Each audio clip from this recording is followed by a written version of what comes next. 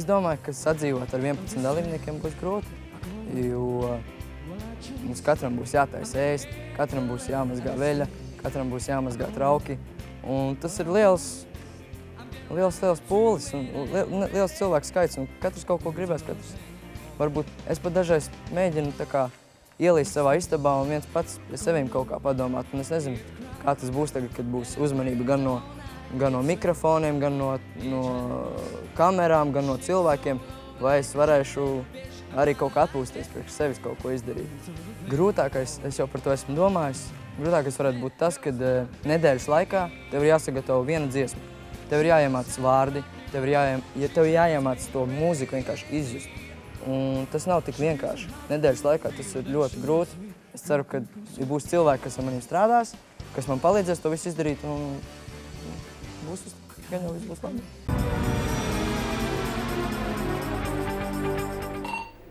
Seši, 5, 1 klausās.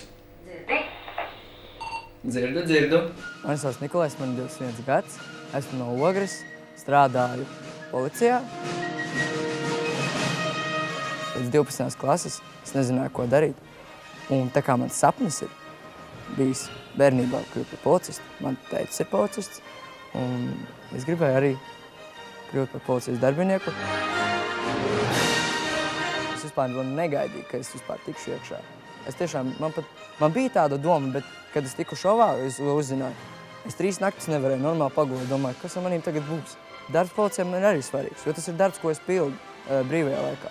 Bet mūzika man palīdz atslābināties, relaksēties no tā visa. Jo darbs, ko tu pildi, tur neviens tev neteiks paldies, tu vienkārši to pildi un viss. Ja man ir labi, es varu arī 10 cilvēkiem nodziedāt. Tur nav vajadzīgi tie miljardiem skatītāju. Man liekas, ka pietiks ar draugu loku, ar pāris skatītājiem, kaut vai 10, nezinu, kuri tevi atbalstīs, un tur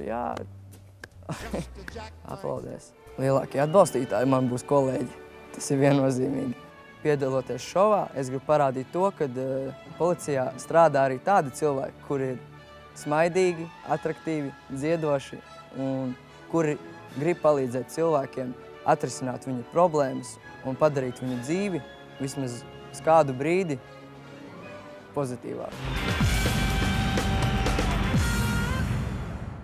Es domāju, kad es pieradīšu, jo vajag sevi tā kaut kā jau pieradināt pie tādas domas, ka tās ir tavas mājas jau no pirmā soļa, kad es ienācu iekšā, es jau mēģināju tā pie šīm telpām tā kā pierast un staigāt un skatījos visu. Bet ļoti skaisti, man viss patīk ļoti. Es pat savu tādu dzīvokli gribētu tādā stilā, nezinu. Mēs jau runājām ar visiem mūsu dziedoņiem, kad varētu labu ballīti šeit uztaisīt. Ļoti tāda spilgta, man likās. Baigi daudz, kas man griezās galvā, un gaisma, mūzika, cilvēki. Bija īstenībā ļoti fantastiski. Esi šokā! Izteiks ārā kaut ko super! Es lepojos, ka mums ir tik fantastisks policists. Tu biji pārš. Nē, tu biji vienkārši fantastisks. Paldies tev liels. Tu esi. Un tu dejo, un tu kusties, un visiem tu patīc. Tajā savā vizītkārtē tu teici, ka tev vienalga, ka tikai draugi, teiksim, tie mērķi tev tādi mazīt kā, ja?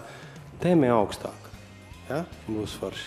Man piemeklēja pilnīgi tāda vīzija, lai kādas nepatikšanas es būtu sastrādājusi, un ja man aizturētu šāds policists, es domāju, viss būtu kārtībā. Es neteiktu, ka, ja es pēc manām domām, es domāju, ka žūrija nebija pārāk subjektīva. Viņi varbūt, viņi vērtēja vairāk manu tā kā priekšnesu un nevis vokālu.